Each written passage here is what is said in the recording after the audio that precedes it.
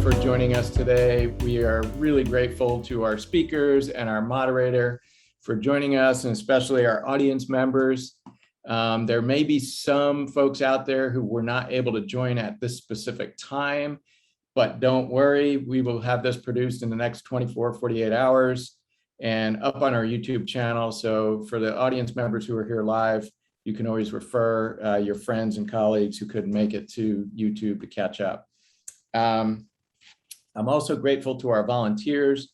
You have one of our stalwart volunteers as your tech support today, Julianne Steers, and we're always grateful. Our volunteers are the people who make a lot of our programming happen, and it's just really special to be able to have them involved to the extent that they are with our programs. And then lastly, I'd just like to mention our members who are the lifeblood of the organization. And they're out there civically engaged in their communities, doing just amazing work. And so we hope that the programming that we provide you all is not just educational, but inspirational. And I think today's program in particular is absolutely in that space. So before I turn it over to Kelly, I do want to mention the other programming that we've had this week and really speak about why we chose depolarization, seeking common ground as our theme. Last year, we were looking at how the pandemic impacted polarization. And we felt as if where our members really wanted to be was in activities in their communities, at the state level, at the national level, with respect to how do we come back to a level of civility. And so depolarization became a theme early on following last year's conversations.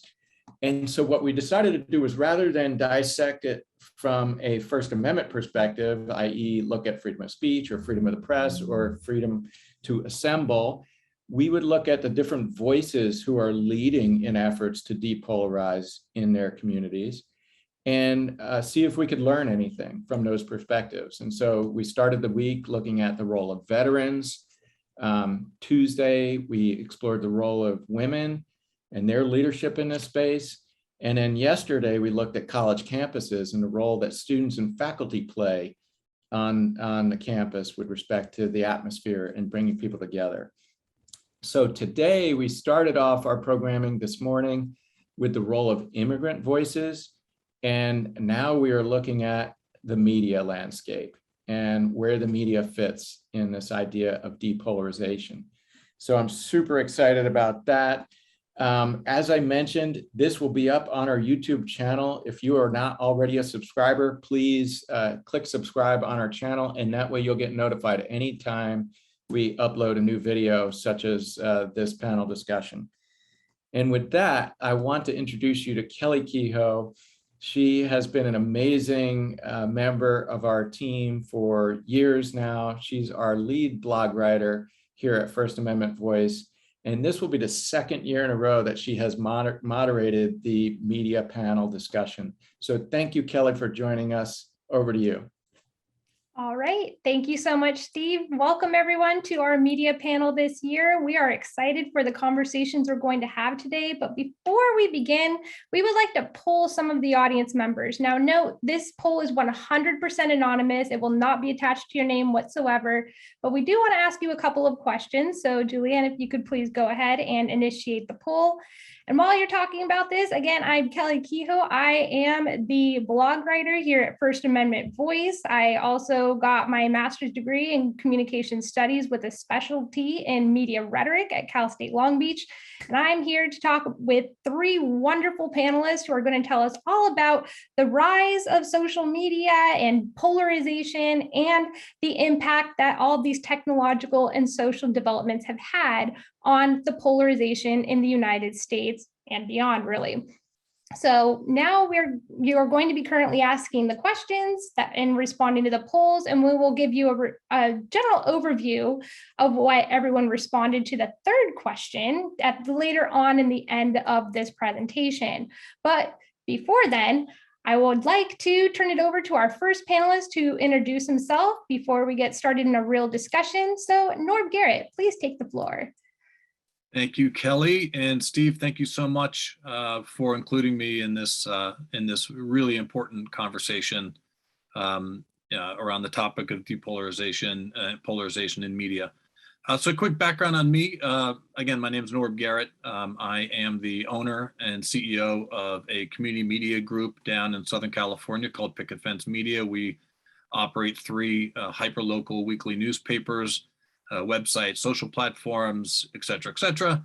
And I started the business about 15 years ago after moving to Southern California, simply because I really felt that the communities the community I lived in and the neighboring communities really needed a more focused voice editorially than what the dailies could provide through their kind of, secondary sections within the big dailies. So I really set about kind of picking up what John was my first kind of true love coming out of college. I've been in media for about 30 years after graduating journalism school at the University of Maryland in College Park. And my first job out of college was at a weekly newspaper in Northern Virginia. And I absolutely loved the power that the local community newspapers had in not only, educating and informing communities, but really galvanizing communities and bringing communities together around important topics that are germane to them. And so over the course of the next 30 years, I've basically been working in national media as the president of a number of different media groups, mostly in the enthusiast media space, whether it's sports media, whatever. But hard news and local news has always been something really important to me.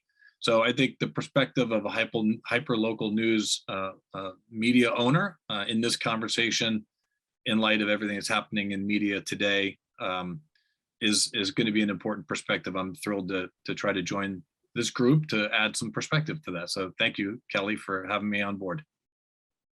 Thank you so much, Norb. And now we're going to introduce our second panelist, Craig Smith.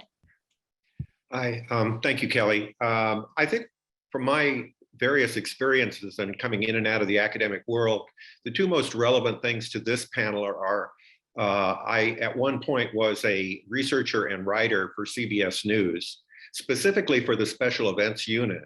The Special Events Unit covered election nights, conventions, and inaugurals. And so I got to work with the anchor people on historic questions that impacted election night, inaugural addresses, and conventions. And one of the things that was really wonderful about working at CBS at that time was that it was the Tiffany network. It was an independent company. It spent an awful lot of money on the news. It lost money on the news all the time, but it could afford that because it was making money off I Love Lucy and the Jackie Gleason show. And so we had an independent news organization that eventually produced what was called the most trusted man in America, Walter Cronkite. And I had the honor and privilege of writing for Walter at various of these events. Later in my career, in 1983, I was made founder and president of the Freedom of Expression Foundation. And our object was to repeal the Fairness Doctrine. The Fairness Doctrine was a well-intentioned rule by the Federal Communications Commission to allow broadcasters to editorialize in the public interest. The problem was that the rule was ambiguous in its wording. It said that broadcasters had to receive and cover important issues in their community, and they also had to provide contrasting voices. And the problem with that is, how do you decide which voices get on the air? And so eventually the person who tried to codify the Fairness Doctrine, Senator Proxmire, Wisconsin, eventually tried to have it repealed because it was being used to chill speech instead of encourage speech. And finally, it was suspended thanks to our efforts in 1987. But even if the rule were brought back now, it wouldn't apply to many people because it was only for on-air broadcasting. It didn't apply to cable or social media. So anyway, those are the 2 experiences that I think I bring to the table for this discussion, and I'm looking forward to it. Thank you so much, Craig. And now for our final panelist, John Gable. Hi, thanks, Kelly, and thanks, Steve. This is awesome. Just to give you a quick idea of where I'm coming from, I'm actually the technology geek of this group. I actually worked in politics way back in the, actually, I guess was it quite the 80s? It was the 80s and 90s. But in the 90s, really the beginning of the 90s is when I went in technology, joined the original Microsoft Office team, and was actually the original, was the team lead for Netscape Navigator, which some of y'all may remember was the first popular browser. You now see it's really the stuff behind Mozilla Firefox. And that's actually what led me to being CEO of All Sides today. Because what I learned at Netscape was we were really kind of wondering, what will the internet do? What will information life be like for the internet? And I read a book that a lot of you news people out there may know, which is Amusing Ourselves to Death by Neil Postman. And that was really more about the written word and the television, and then how that would impact us. I was thinking, well, what would the internet be like? And back then, actually in 97, I gave a speech where I was concerned that in addition to all the great things the internet should do, which is be able to connect us, bring us information that we've never seen so we can make better decisions and connect people across the world so we can relate with them individually versus the stereotypes. But I thought it might also train us to discriminate against each other in new ways. And that was back in 97. And what it became, it did a lot of good things, but also did really horrible things. And we actually started All Sides, the first prototype about 9 years ago, to address those problems, which we now refer to as filter bubbles, to free people from filter bubbles so we can better understand the world as well as each other. And so to solve that problem with information flows being broken and by being very one-sided and narrow, so we actually are more confident in our less knowledge of things. We actually started working in the media, but we didn't start to try to be a news organization. We started to kind of fix the information flow in online and in person and relationship flow. And that accidentally brought All Sides to being a news company. Now it's a national news company about the size in terms of traffic, larger than Christian Science Monitor, American Spectator, Jacobin, or like middle national tiers like that. But there is a lot we do in addition to the news, which has to do with relationships and how people interact. And so we approach this as a way to combat the polarization, destructive polarization in our society, which is why I'm so happy that you're having this specific panel, because this is right what we care the most about. And I really appreciate it, Kelly. Thanks. Thank you so much, John. So now we're going to be getting into the discussion part of this panel. Before we get started, I would like to share the top 2 answers to the third question that was posed to the audience members in our poll to kind of set the tone for what we're going to be discussing today. So on the question of what is the #1 most concerning thing that you have about news media today, our audience members responded that the #1 issue is increasing bias and subjectivity in reporting. The second highest issue is low media literacy rates among members of the American public. So keep these in mind as we go through our conversation today. And audience members, I want to remind you, we have a Q&A session at the very end of this panel. If you would like to ask questions at any point, please submit them to the chat whenever you can. If you're asking for a specific panelist, please include their name, and we will be able to address your questions at the very end. So without further ado, let's get into our first question of the panel, which is, what social or technological developments led us to the current state of polarization in media today? And let's start off with Craig, then John, then Norb for this one. So Craig, take it away. Well, I mean, when you had Gutenberg invent the printing press in 1456, all the books that he published, and the first were, of course, the Gutenberg Bible, had to be submitted for censorship to the Bishop of Mainz. And so the European model was always one of censorship. Many Protestant reformers, as you may know, failed, like John Huss. He was executed and so on and so forth. One of the reasons that Luther succeeded was because of the printing press. His 95 Theses were printed up and distributed throughout Europe, which was a huge propaganda boost for the Protestant Reformation movement. So, I mean, starting with the earliest media, we know that there has always been some bias in the media that takes place. During the American Revolution, all of the press was biased one way or the other. They were either Tory papers that supported the British, or they were revolutionary papers, and they were unabashed about it, and they mixed news in with commentary, much like some stations do today.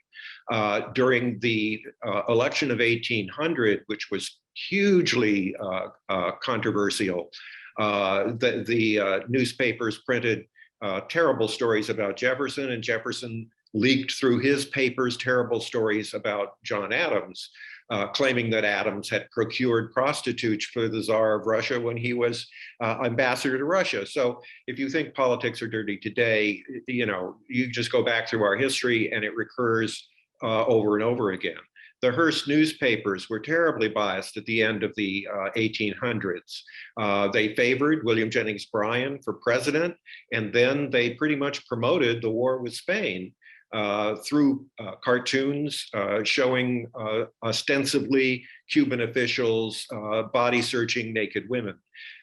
So the press has always had a polarizing influence, and I think that's been a problem.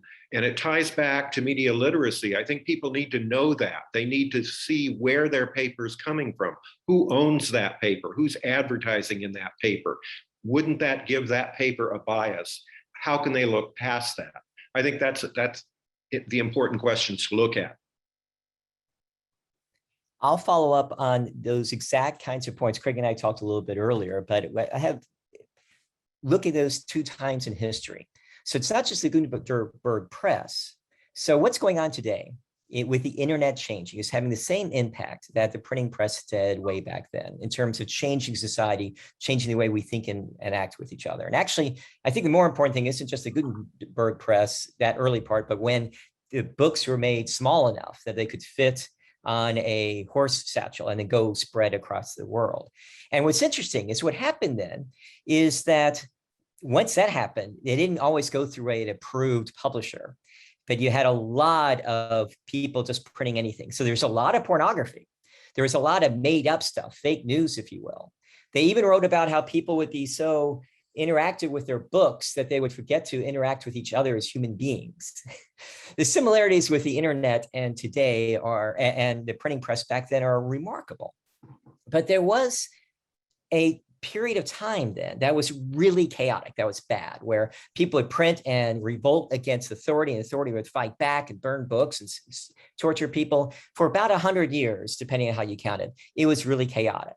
And then we had the Reformation and Enlightenment. I believe that our society is in that same period of real horrible chaos. And frankly, our goal, we say this a lot internally and with other partners, is to reduce that 100 years down to about 20. And I think we're about 10 years through that. And what comes out after that, because after that 100 years, there was a media literacy. People understood that if they read something, they shouldn't necessarily go attack the person that it said something bad about. They began to understand it and how to interact that new technology in their lives and their understanding of each other. And there were more technologies. There were more credible publishers started coming back in the fold. And those kinds of things, and libraries, by the way, so you can find your books. And that's the kind of transition we need to go together with today. Media is just a part of that. News media is just a part of that. We need to do the same kind of thing today. And the other thing I wanted to point out is that the revolutionary time, Craig is right on target there, but recognize that somebody literally came on a horseback into your village, riding it. And they handed me a pamphlet from Ben Franklin. Maybe Craig got something from Common Sense, and Norb may have got something from the Tories. And we all understood the point of view of that perspective. And we all chose what we wanted. But I was aware of those other points of view because I knew Craig and Norb. And I also knew them as human beings because I had my plow stuck in my farm the other day, and Craig helped me get out of that. Those are the two things we don't have today. When you look at people's reading habits, they only see that one point of view. They don't see the other points of view. They don't have the media literacy to understand that is very mistaken, that information is very biased. And they don't have the relationship with the person on the other side. Those are the things we need to change. And with all due respect to the wonderful Walter Cronkite and the wonderful work he did, that was an aberration in history. The norm of history is a lot of very biased media out there. So you can cross your fingers to make media less biased. We do lots of bias ratings to help people be more informed so they can choose different things to see a variety of things. But the reality is you'll always have very biased, very strongly opinionated news sources that are pushing their agendas. And the only way to get past that is that media literacy that people mentioned in the polling you did earlier. Yeah, and I think both of you have done a great job table setting to kind of where we are today from a historical standpoint and also from a technological standpoint. And what I would say is to kind of, carry it forward from, say, Facebook's advent and, the growth of, handheld citizen journalism, if you will, is that I think what I'm finding and seeing and recognizing as an owner of a community media business and having been in media for 30 plus years is, the Walter Cronkites of the world, the Dan Rathers of the world, the news that we, let's call it baby boomers, Gen Xers grew up with, let's call it traditional news organizations that, wanted to be and acted like, authoritative global news reporters and took great pride in that, have been, those very same brands have morphed into opinion-led, reporting because it gets the clicks in a time when the competition for eyeballs is so much more significant than it was, even 8 years ago, 10 years ago. So I think, you take a look at an organization like CNN, who here doesn't remember the Iraq War through the cameras of CNN? Wolf Blitzer, those reporters who, Christian Amanpour, some of at the time I felt while I was watching some of the best journalism, best war reporting that I'd ever seen in my life. And now both those guys are radical liberals, from a reporting standpoint. And when you watch CNN, it's absolutely an unapologetic liberal channel. No question about it. No pretenses of trying to be a news organization anymore, a straight news organization. Meanwhile, Fox has taken the other side of the barrel to give a point counterpoint for, kind of global news reporting as an overall construct. And I think that what's happened is what I'm seeing, and I'd be curious what Craig and John and all of you feel is, we're seeing a degradation of trust in mainstream media. And that degradation of trust is leading people to find other sources, whether they be these echo chamber, vertical chambers that they find their news from, or it's, Nextdoor as an app where, somebody with a lot of time on their hands is telling you what they think about, why the virus is, shots can't be trusted, and they're, it's hearkening back to Nazi Germany. These echo chambers are creating a level of, confusion, a level of distrust, a level of, heightened concern. And I think what it's doing is it's opening the door, quite frankly, to organizations that want to actually get back to the straight news reporting, kind of, pull back on the polarization of reporting, limit the level of opinion commentary and go back to straight news reporting. And as Craig very aptly noted, even that straight news reporting, quote unquote, was coming with all sorts of biases. And the literacy that John talks about is absolutely critical. You need to know, who owns the Washington Post today. You need to know and what that could mean for the opinion page and what it could mean for just everyday reporting about anything that's happening in the United States or around the world. And I think as we think about polarization as an overall construct, and the depolarization that kind of we're hoping that we all can somehow be a part of. I know, for instance, with my community newspapers, one of the things I determined when I started my business 15 years ago was we were never going to endorse political candidates, period, because I didn't feel that it was my place to tell you how to think. But here you are, here, the way we approach it is here's the 15 candidates. This is what they publicly stand for. You make a decision. This is what they stand for, pro and con. You're smart enough, you make the decision.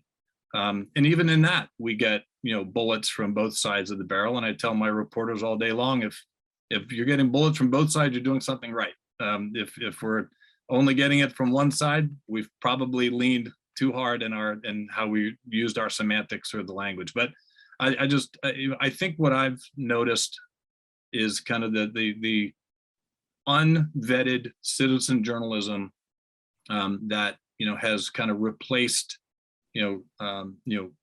traditional experienced reporting, and the vetting that goes into experienced reporting has created a kind of an echo chamber that I don't think any of us could have anticipated when Facebook first entered the fray. And then we saw how President Trump used Twitter, for instance, to communicate directly to literally millions, to just get his singular, unfiltered voice directly to them and say what you want about it. It was effective. And it's about utilizing those platforms. So I think the historical context is so critical when you think about kind of where we are today and how technology has adjusted kind of everybody's ability to consume news and then kind of speak intelligently about it. Yeah, on that point, Norb, fantastic points from all panelists, of course. Thank you so much for sharing that great historical account of how we've ended up in this position. So on the point that Norb was bringing up about citizen journalism and echo chambers, I want to transition over to another question, which is, what is the relationship between social media and journalism and news outlets? So how has this relationship positively and or negatively changed over time? And we will start with John, then Norb, then Craig, and also audience members. I just want to remind you again, click the Q&A button at the bottom if you want to ask questions at any point, and we will answer them at the end of our presentation. So take it away, John. Yeah, it's a fascinating change. And I liked Norb's phrase, unvetted citizen journalism. And I think that the problem, and talk about trust versus trust, I think actually the problem in media is actually trustworthiness. A lot of people keep saying, let's just be more trusted. They think they can fix that with a marketing campaign, when it's really about being worthy of that trust. And social media is at its early stage right now. And it's pretty chaotic and broken. We're actually been working with different kinds of social media interaction where you actually see people. So we've been doing a lot of these, what we call all sites talks. Other groups that do it differently, but where different groups can actually meet people different than they are in a video conversation similar to this, and have a guided way of being able to listen to each other across differences. There are good things that happen in social media. In this current stage, it's not at a good state. It's a really bad state. What we do know is that human beings, this is from a study in the University of Colorado most recently, but many studies before. But if you only see one point of view, you see that point of view over and over again, and you only know people just like you or just like me. If we only know that one world, I become, by just seeing that, much more extreme in whatever I believe. And I become much less tolerant of any other person or any other idea that's different than me or my ideas. That's what happens to all of us if we only see, if we're in that filter bubble, that echo chamber. And that's kind of what social media is doing right now. I like to think of Twitter as kind of like you're in a huge soccer stadium, and the only people getting any notice is that nudist in the 50-yard line screaming obscenities. That's who you're noticing on Twitter. While Facebook seems to be more like a social media thing of like conspiratory groups, like little groups that get together and they talk to each other. And they become more and more confident they're absolutely right, and they share everything so they become that extreme tribe. There's actually a funny cartoon of a bunch of cats having a meeting, and they're talking about how these dogs have been tearing up their beds and stuff, and they need a war on terrier. And there's this little tiny terrier dog in the corner, very frightened. And that's kind of what Facebook does. Those are basically broken. What we need, and what we're beginning to form and beginning to see, and you see a little bit of this in Instagram and in things like Junto and some other things that are cutting differences, is diverse groups coming together. that can have a way of talking across differences and give people that opportunity. It doesn't have to be your whole life by any such imagination, but having that opportunity. I joke with Joan Blades, who co-founded our schools program with us, and she was the founder of Living Room Conversations. She's on the left, I'm on the right, and we're really best buddies. We've done the TED Talk together, but I joke with her that getting a bunch of progressives together in a coffee shop in Berkeley does no one any good. Just like getting a bunch of conservatives in a bar in Texas does no one any good. We had to actually have that diversity of people relationships, because it's not just about information flow, which is mostly what social media does. It's also about relationship flow and relating to people who are different than we are, and growing and having that kind of big D diversity, which also has diversity of perspective and background. Yeah, excellent points, John. And what I would say to try to link the question, Kelly, of, say social media to journalism today, what I would say as an owner of a community media business, one of the bigger challenges and questions that we ask ourselves regularly is, we believe very critically in the importance of dialogue with the readership and allowing the readership to engage with our storytelling. I think that's one of the greatest innovations that social has brought us, is there's an immediate opportunity to have engagement. And that's, we, like all of us, we study engagement and manage our storytelling against engagement metrics. But one of the kind of drawbacks of that is by having open communication on, say, Instagram, is you post a story about XYZ lost the city council election by X number of votes. And then all of a sudden, because of today's polarized language and rhetoric and semantics, it suddenly becomes, well, my guy only lost because either the vote was, illegally done, or somebody cheated, or this is, it becomes wildly inflamed and name calling. And then we've got to act like police of 2-year-olds fighting in a schoolyard to keep the dialogue from, just accelerating to untenable levels. And then you get the, the counterpoint folks jumping in, and it's just a full war. And unfortunately, rather than having discussion and dialogue and intelligent discourse, you just have two groups screaming at each other, because that's what, in the last 5 years on social media, that's what we thought was the way to win an election, because it did. And so why would they think that that's not how you should, whether left or right, I don't care. Everybody feels that the way to win is to be the loudest, to be the biggest bully, and to simply shove your opinion down their throats. And no matter what the news media does, we're the messengers, so therefore we get shot because we're simply reporting the news. And how dare you report the news? Didn't you know that this happened and that happened, and that's behind the scenes? Like, look, here's the news. This is the fact. This guy won, this guy lost. That's the fact.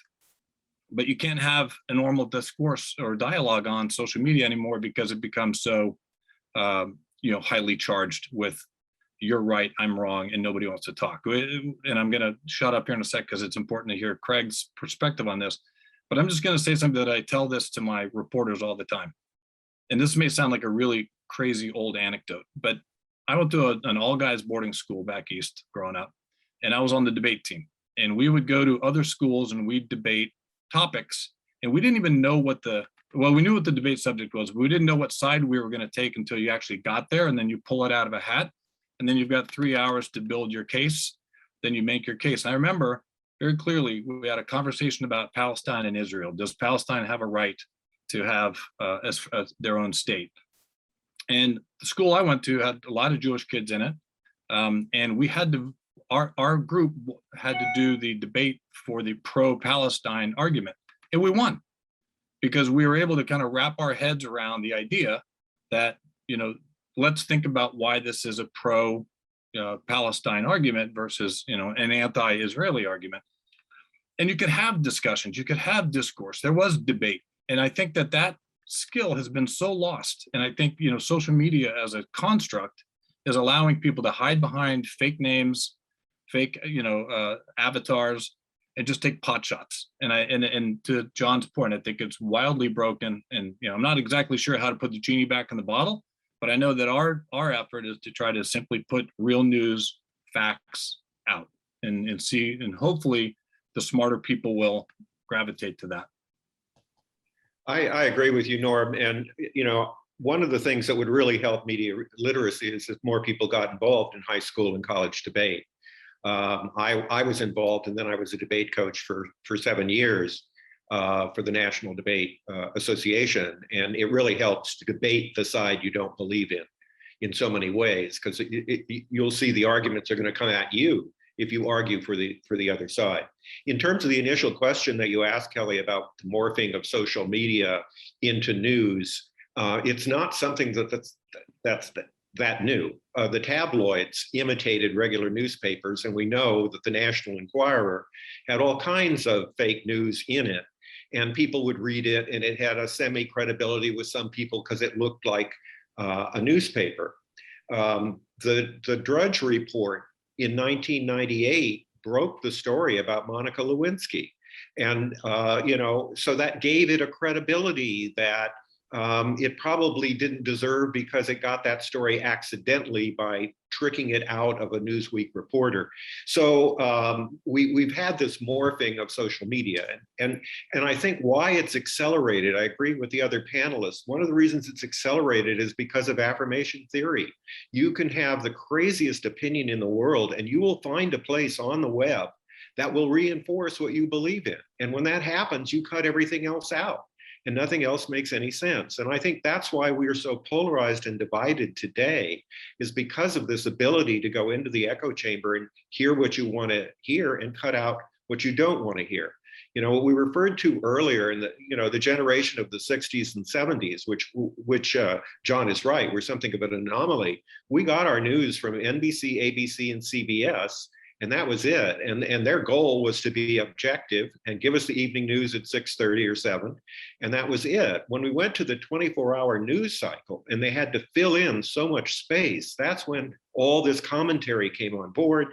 And then people have a tough time differentiating between the straight news reporter at CBS or CNN and a Jake Tapper, who all throughout the Trump administration couldn't say a good thing about Trump in any news story ever. So it's this morphing that's going on, and I hope John is right that we're going to come out the other end of the tunnel stronger and better. But I'm not optimistic right now. Thank you for sharing that, Craig and John and Norb. And of course, we can't talk about social media without bringing up the other elephant in the room, which is, of course, the COVID-19 pandemic. So going a little bit more narrow here, I want to ask you our next question, which is, how has COVID-19 contributed to the polarization in social media, the regular media, journalism, what have you? So let's start with John start with Norb, and then we'll go to John and then Craig. Thanks, Kelly. Yeah, I think so. COVID probably couldn't come along at a worse time from the perspective of the country and the world of, well, the country. Let's stay focused on the United States. Wildly polarized at a time when an election cycle was about to embark. We had already a deep divide being thrust between different parties, and conspiracy theorists on both sides of the barrel were feeding wild conspiracy theories way before COVID even showed up, and social was doing nothing but accelerating that discussion. So I think that, honestly, I think COVID is simply and kind of the way that we've all responded to it here in this country, I think is unfortunately simply carried along mostly party lines, and has, for the most part, not differentiated itself as an issue where we can all kind of rally around it as a nation, because again, I think and I don't want to just blame social media here, because I think mainstream media organizations are choosing their side of the conversation and thrusting it forward, and again, and an excellent one, these 24-hour news channels, which for those of us who were news junkies when they first came on, I was couldn't have been more thrilled to have a news operation that was providing news on a 24/7 basis. I thought it was fantastic. Wanted to work for one in the worst way, interviewed for a job in Atlanta for CNN at one point. But very interestingly, because of that need to fill time, and because of the great response that these platforms got, supporting one side or the other of the political spectrum, they've fallen in that same line, to kind of feed the conversation narrative to their echo chamber viewers. And I think we are unfortunately seeing the exact same responses. I know locally, at a local level, what we tried to do was, as much as possible, defuse the political arguments around COVID and tried to simply put factual information forward on a daily basis, in order to just educate the populace daily. We actually shifted our policy early in COVID to launch a daily news email blast that went out every day with any and all news about COVID. And we tried to show all sides of it. This business owner was having a problem with it. This is why they didn't do this, or and chose not to follow the mask mandate. Or we would take the stats that we're getting from the county and we put those forward. And shockingly, actually not shockingly, we still found lots of people on both sides feeling, well, you're just taking the government numbers, you're just a sheep. Or why are you doing the story about the shop owner who doesn't want to use the mask? What do you hate that guy? You're trying to get him out of business? So you literally can't win in these kind of echo chamber, and let's just call them the minorities within those echo chambers, because there are a lot of intelligent people in the middle. But I think COVID's just simply given more fodder for those who wish to polarize conversations, quite frankly. So unfortunately, that's kind of how I see the COVID-19 pandemic. To keep things very interesting, I think I'm going to tell you what was good about it, just because we're so clear what's kind of broken of it. One part is that, if you're alcoholic, you don't get over it until you know you have a problem. And one of the things I liked about what's been happening with changes when Trump got elected and actually with COVID is that many more Americans recognize that polarization, that's stupid, is a problem. So we started All Sides back during the Obama-Romney race, when I thought that it was the first election I'd ever seen where there was zero efforts to persuade the other side. They were just trying to get one side or the other more interested. All political campaigns do a little bit of both, but that was the first time I saw a political campaign that just abandoned that. They were just trying to get their guys out more than the other guys. And I thought that was horrendous. Obviously, it's gone downhill from there. But because that gets to the trustworthiness aspect. People need to understand that there are these problems in the news that they're getting. And that's actually something that happened good in COVID. And I'll tell you the bad parts and good parts that went together. I mean, we got a vaccine much quicker than most experts thought was possible. That was a good thing. But it's less the information and even the opinions that I thought were a problem, but it's more what we call effective polarization. So having people differ on what should be done about it. How tightly should you close things down, or how tightly should you, or how much should you have some flexibility, because closing things down keep addicts by themselves and then they fall into relapse and it hurts our kids. There are lots of negative consequences to things that we can do to the economy and to people in trying to stop the spread of COVID. I mean, it's a tough balancing act, and there is no right answer.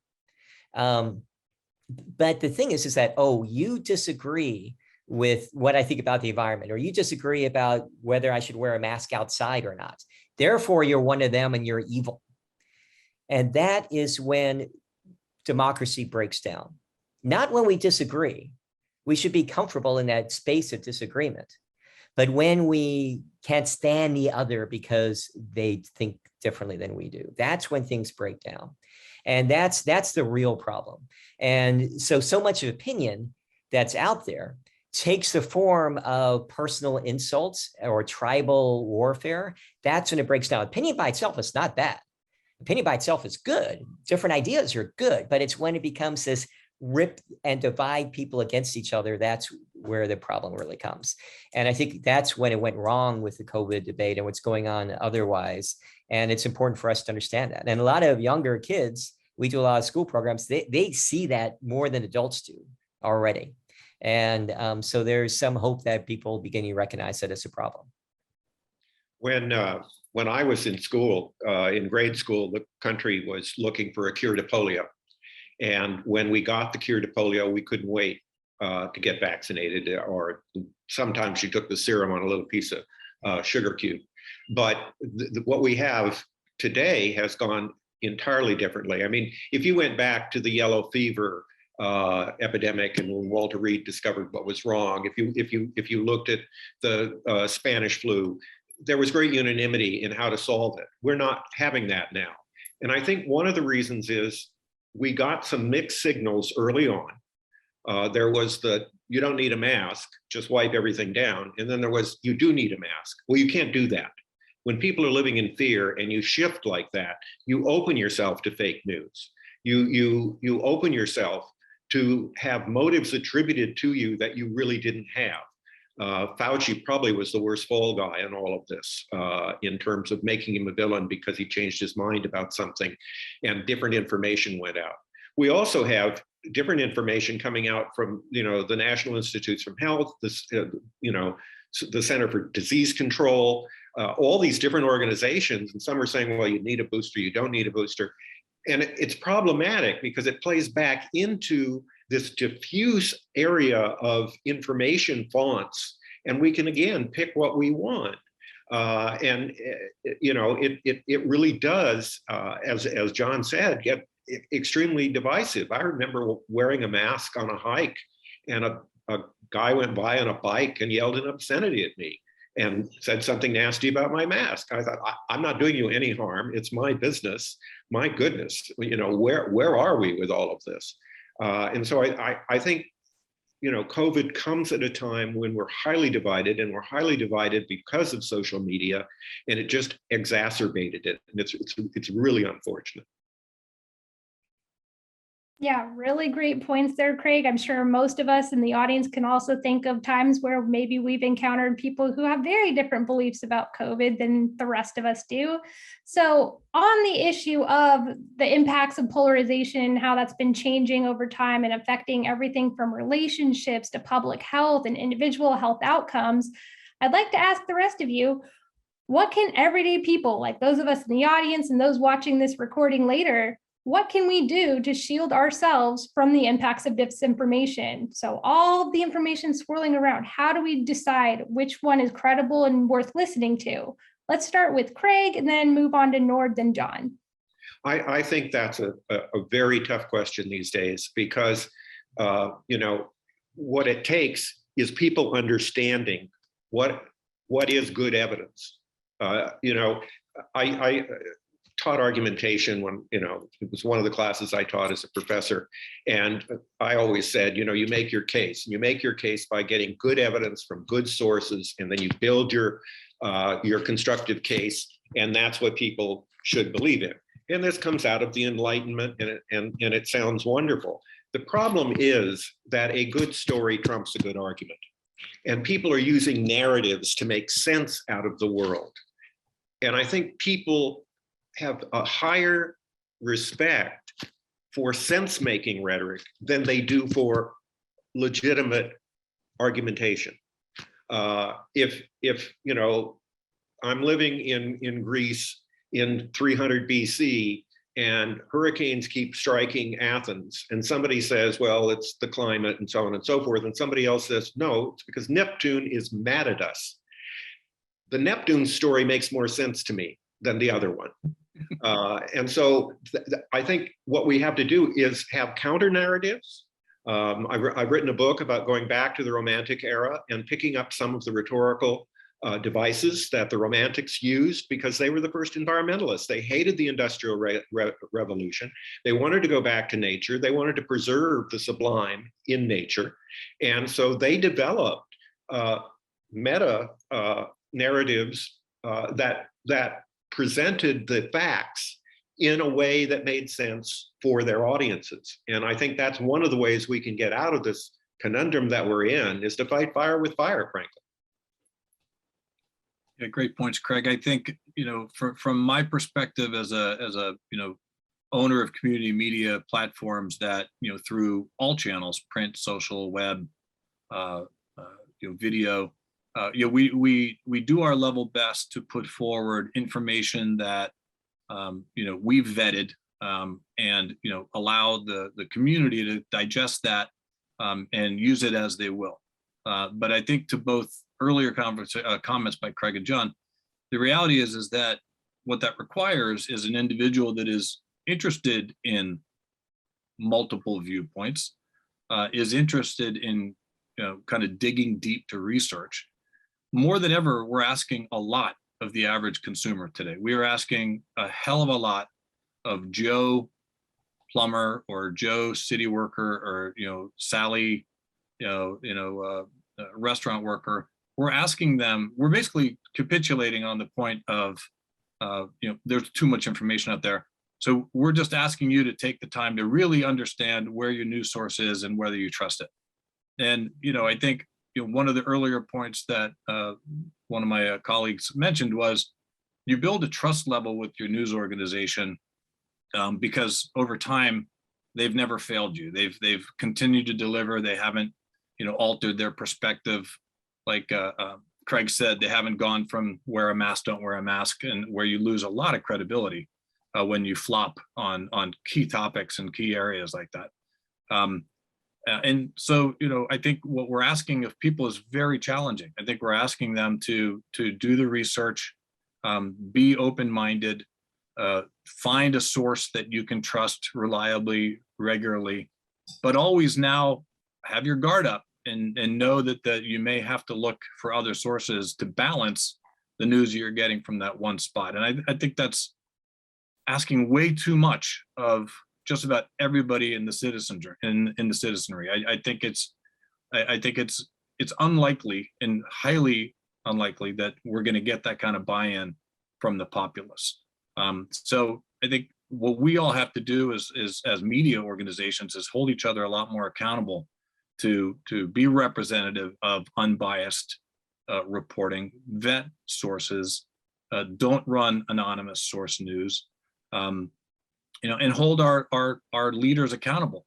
The fact that organizations like the CDC, who there's thousands of people on the payroll, the World Health Organization, thousands of people on that payroll making a lot of money annually, and they couldn't figure out if we needed a mask or not in the first 2 months of a global pandemic, the likes of which we haven't seen in almost 100 years.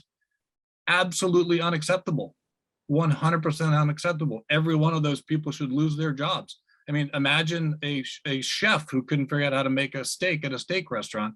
That's the only thing we hire them to do, is protect us from these moments, and they completely failed. And the media has been scrambling to try to report what they're saying intelligently, and of course there's lack of trust. So I think we owe the populace the responsibility to report honestly, report fairly, and when we don't know the answer, say it. Just flat out say it. We don't know all these answers, but I don't know that there's an easy way out of this problem, to be honest. That's actually a good tee up for me, because I actually do see a difference, a potential solution here. And so I think I actually disagree with Norb on about 10% of what he said. That's about as much disagreement I've got. But essentially, there is this idea. Actually, Adam Smith had a great quote, and I never say it right, so I always paraphrase it. But if you can't really argue the other side, you don't know the topic. You don't understand the topic. Right. And there's a whole push in schools about argumentative writing, which is a poor term for it, but that's essentially important. Narratives are important, but so is critical thinking. Yeah. And I don't think we should give up on critical thinking and just say, let's come up with a better narrative, because a narrative can be pulled in different directions, while critical thinking and having an open forums of your ideas being challenged can protect that. In terms of us personally, I think if we remain kind of with a mindset of curiosity about the other side, curiosity about the other person, psychologically, that opens us up to different ideas and different possibilities and discovering those solutions. But let's talk about what, not just we, but as a society, what's possible to turn around. This is the only place where I think there is an opportunity here, Norb. So when you talk to academics about movements, and a movement is something where policy and society and culture changed because everybody got excited about something. when they study that, they say about 3.5% of the populace got engaged in that movement at some point or another. Whenever you got to that critical mass, that's when culture changed. That's when society changed. That's when things really happened. With 330 million Americans, and that's including all ages, if you reduce just the people who are old enough or voters, we're talking about only somewhere between 5.5 to 8.5 million people we need to get engaged with the idea of listening to the other side and really being solutions focused, and thinking through those products and ideas or proposals and ideas. 3.5% is very doable. I mean, I'm a little bit spoiled being from Microsoft and Netscape, but that's a very doable number, 5.5 to 8.5 million. We get so caught up in all the extremes that get so much noise, we begin to think that that's the world. That is not the world. Twitter is not the world. It's not the nation. It's a very small subset of the nation, and the loudest, most extreme portion of that subset are on Twitter. And yes, the news organizations live on Twitter a lot, but that is not the world. And I really think it's an opportunity for all of us here in the panel and listening, and plenty of others, to take those kinds of steps, to be part of that 3.5% that can actually listen and work for those differences, that can not focus on divisive how you're wrong, but listen to your idea and understand you. We've done that in our society in the past. It's happened in the United States in the past. And sometimes it only happens after a really bad time.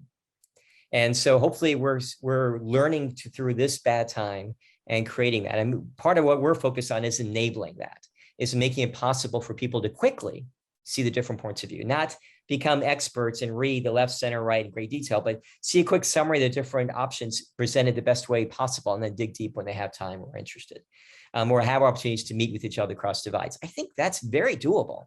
And I mean, like, practically speaking, number of organizations, number of people to get to 5.5 to 8 million people engaged. I think it's very doable. And I think we can do it in the next 5 to 10 years. I mean, that's my hope. It's a tough time now. It's a dark time, but that's what hopefully leads us to a better time. Thank you so much for that, John. As an argumentation professor myself, I really appreciated the emphasis on critical thinking and constructively listening to other people as part of the solutions, which actually brings me to my final question before we jump into the audience Q&A segment. So again, audience members, if you want to ask a question, now is the time.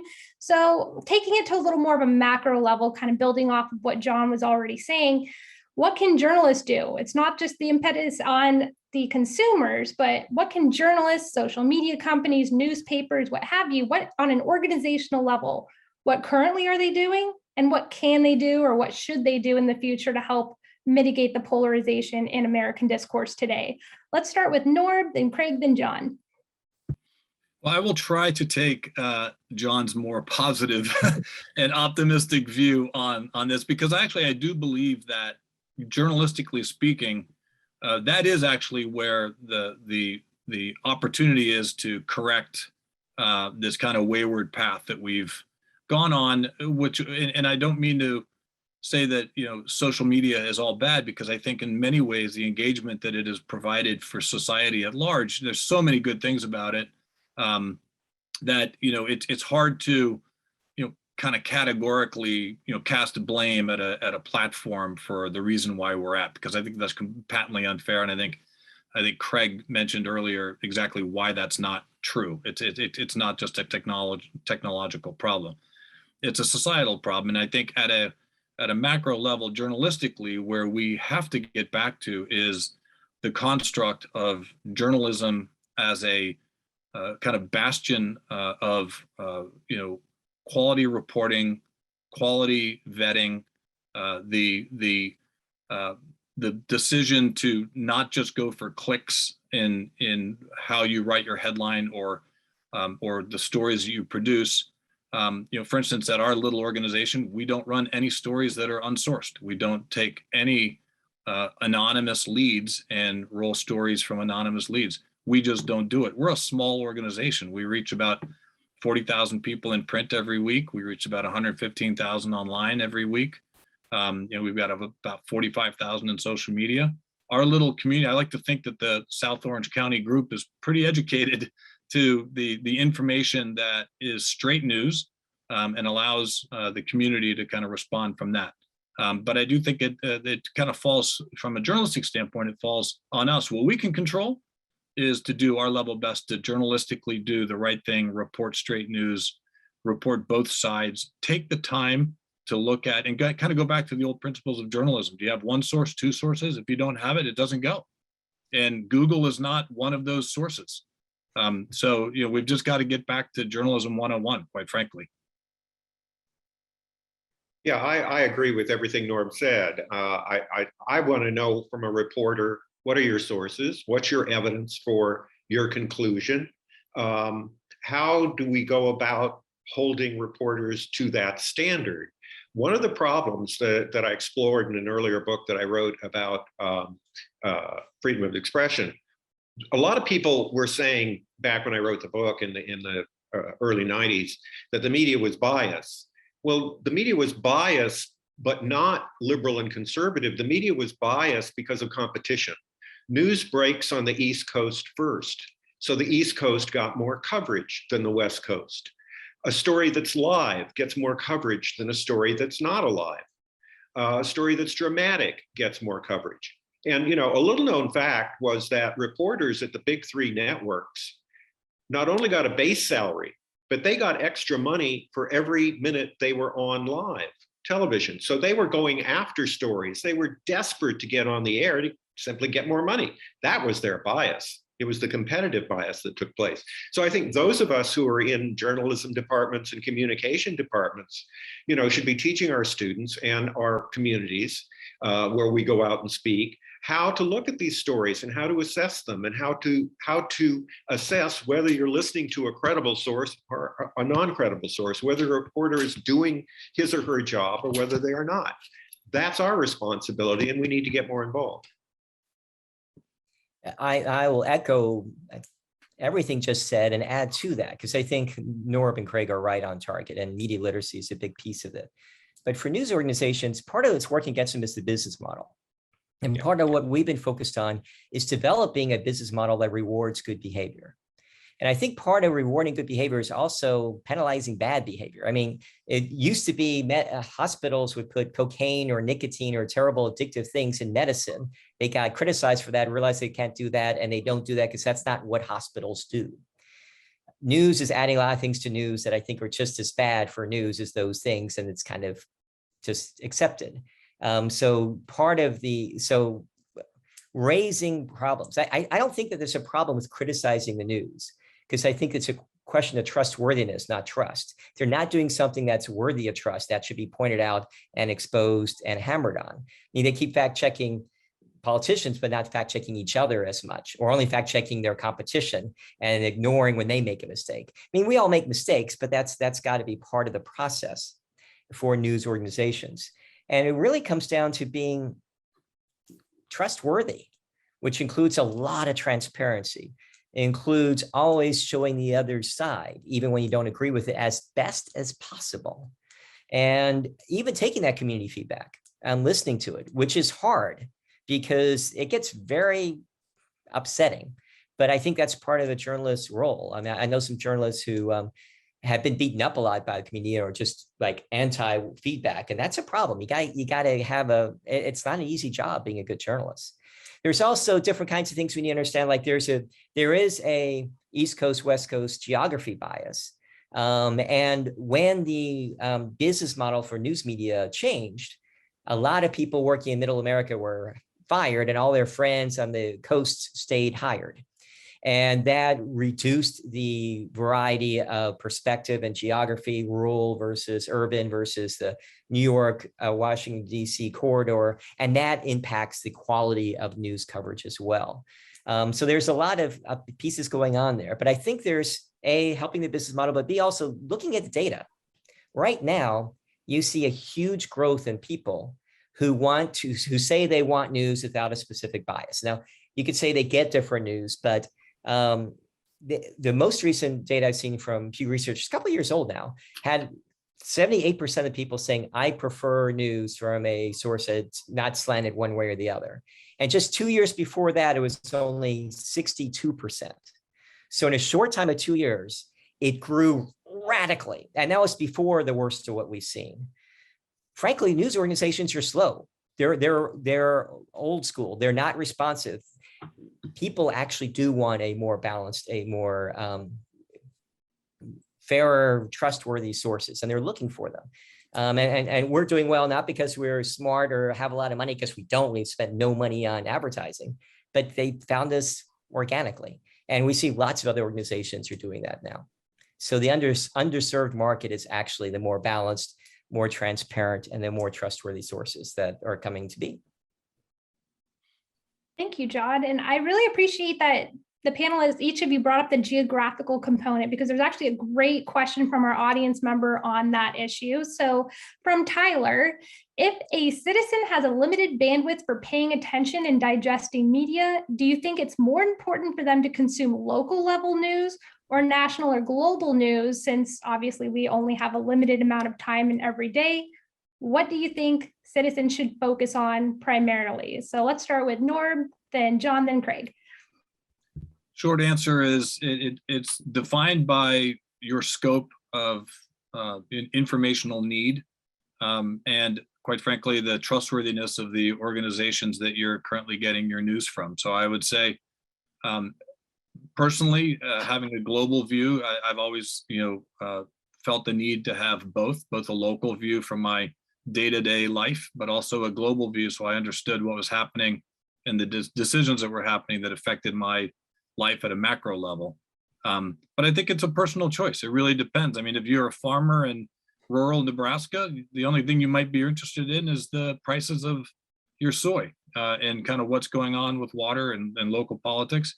You may not need to look much further than that on a day-to-day basis, and the larger issues that come through are things that you kind of don't prioritize. So I think it's always about the individual and the personal viewpoint that they have on what's important to them. I'll add to that then. I was about to say local first, and I was expecting Norb to say that. But I actually think that Norb's answer is correct, with the one addition point, which is don't let the national and global that don't impact you or your local community distract you from reality. Yeah, so I think that there's a lot of noise and scaremongering, fear-mongering outside of our world that distracts us from our schools and from whether there's homeless in our backyard. And so I think that always tie it back to a real result, to people that it has an impact on. And I actually do think prioritizing the impact on people in your neighborhood and your friends is actually, and family, is a good place to start. I agree. Jefferson said that democracy can't flourish without an educated public, and he meant they should be educated about public issues. We can't be as sophisticated as we need to be to determine how to build an atom bomb, but we can judge personality. And Edmund Burke's conservatism was based on a representative model that the person, the voter, can't know everything that they need to know to make decisions like we do in California on initiatives and referendums and recalls, but they can assess the character of the candidate, and that's what they should focus on. So one of the things I think that I would answer to the question is, if you're interested in politics, focus on the candidate and learn what you can about the character of the candidate. I think that's more important than the issues, believe it or not. The other thing that I think people are sensitive to is proxemics. Whatever is close to me is what I need to know about. The bear at the door is more important to know about than the bear in the Alaskan woods. And so another test of what I should know is how close is it to me. And the last thing that I would add to this, and I agree with everything the other people said, is focus on what you can do something about. Yeah. I get so sad with people who complain to me about what Putin is doing in Russia. You can't do anything about that. Our president maybe can, increase sanctions or something, and eventually along the chain, it may somehow get to you.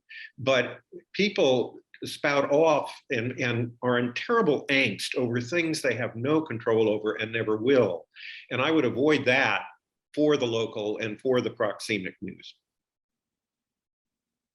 Fantastic advice, Craig. Thank you so much for sharing that. And we have another question from the audience member. It's kind of a two-part question, so I'll just ask the first one first from Mark. He said, my hope is that we can build on Mr. Gable's optimism. I'm afraid journalists continue to practice an elitism of higher understanding and would like to ask if humility has a place in journalism, and if so, how that might assist in attracting more attentive and equally humble readers and citizens. So whoever would like to take the floor first. I love that question. There is an arrogance problem in media. I do think that's true. I think there's an arrogance problem in any organization, media or otherwise. It's been around for a long time. And so disruption is not a bad thing. It could be ugly. The sausage being made is a messy place. But I'm a little bit less from the point of view of telling other people or other groups what they should do. And I'm a little bit more of the point of view of trying to do it better or have impact myself. And I think that it's part of the good, messy democracy to have the arrogant elites or the arrogant outsiders or whatever you want to call it to combat. I do believe in an open forum of ideas, and it's going to be ugly sometimes. But I think the change happens for the people who can listen beyond these personal insults to what matters and what the actual results to people are, not just what it makes me feel like, or if I feel morally superior for supporting this or that, but what the results are on for actual people. And I think supporting journalists or news organizations or candidates that are more focused on the solution and more focused on understanding different ideas, that's the way to go about it. And don't expect the world to change. Take it along with everything else, but just we can enable the best parts of it. I went through the transition from Walter Cronkite to Dan Rather, and I found it one of the most dispiriting moments in my life. I thought that Walter Cronkite was credible. He was humble. He wanted to get the news out. Dan Rather engaged in folksy Texas kinds of phrasing. He got people excited. It was really all about him a lot of the time. That terrible interview in 1988, the day of the State of the Union, when he attacked the Vice President of the United States, that was a real beginning for me. And it was such a disappointment to me that he became the longest running anchorman in the history of America until he did himself in finally with a bad report on George W. Bush, which continued his hatred of the Bush family. I think what we have to do is when you see that kind of arrogance, sometimes surfacing in phony stories, like what happened to Brian Williams, that the credibility of that person should be cut off. You don't listen to them. Find somebody else who does appeal to you in a way that is humane and that is humble. Yeah, and what I'll kind of pick up on both of these points, which I think are great, is my call to action for us to return to journalism 101. I'll never forget one of my first classes at Maryland. My journalism teacher at the time said, a reporter should never be part of the story, ever. That is if you fail at that, you failed at the job of journalism. And I think what's happened because of clickbaiting and because of television, 24/7 news broadcasts, and then of course what we're seeing now with social media and the instant gratification of anybody posting on YouTube or Twitter or whatever, is people are injecting themselves into the news. Tucker Carlson's 100% part of his news stories. Don Lemon is 100% part of his news stories. Bob Woodward is 100% of his own, Wood news stories now. These are the question about humility earlier is a really good point. Journalists need to be humble and understand their place in this world. Our place is not to talk about ourselves and our views on why you should think the way we think. Journalists should be reporting the news so that you can make an informed decision for yourself. Period, end, stop. It's journalism 101. Great points once again, Norb. And I think this is a really important way to sort of end our conversation here on the issue of humility with a very positive future outlook on polarization, I like to think. So I'm now going to invite the speakers to offer a brief closing statement for the audience to kind of wrap up things today, and then we will be done with our panel. So let's go ahead in reverse order from what we started with. So we'll start with John, then Craig, and then Norb. I feel we've covered a lot of wonderful things. I appreciate this so much. I'm not sure if we always recognize the value of panels like these, or even the relatively compared to the population of the nation, few people listening to this. I mean, there's a whole thing about, can one person change the world? That's the only way it's ever happened. And I do think that to the extent that everybody is willing to promote the good ideas we're discussing and criticize without getting into the tribal warfare of when people do go to effective polarization, say, hey, find another way.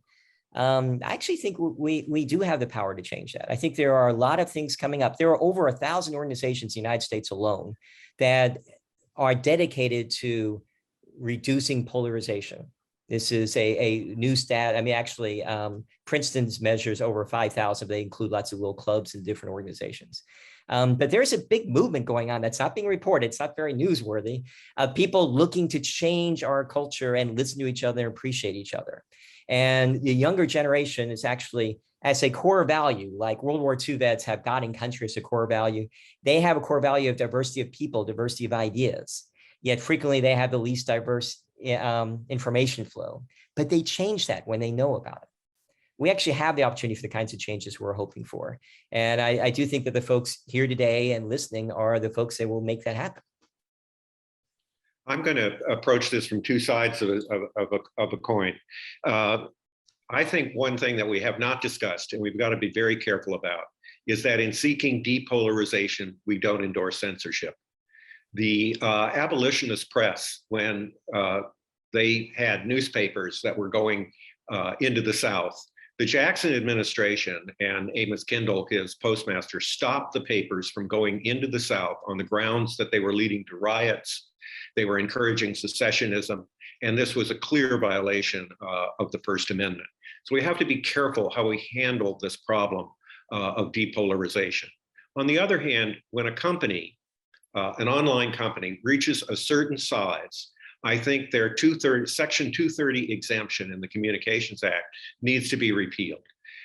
What that says is they are not liable, they're not accountable for what people put up on their platform. And this was put in place to help these online places develop, and that was a noble goal. But if the New York Times prints something that libels somebody, even if they're quoting somebody else, they can be sued for that. Whereas Twitter can't, and Facebook can't, and I think they should be able to. They have enough money to monitor themselves so that they'd be very sure that libelous and defamational rhetoric is not put up on their websites. So on the one hand, I'm in favor of a little more censorship, at least making the companies responsible for what they're putting up. And on the other hand, I'm just a little warning about trying to achieve a noble goal like depolarization doesn't lead to censorship. It's an outstanding point, Craig, and I'm glad you brought it up. It's something as, even a publisher of smaller newspapers, we deal with, in our letter to the editor section in print, we are held liable within the printed word in our letters to the editor section.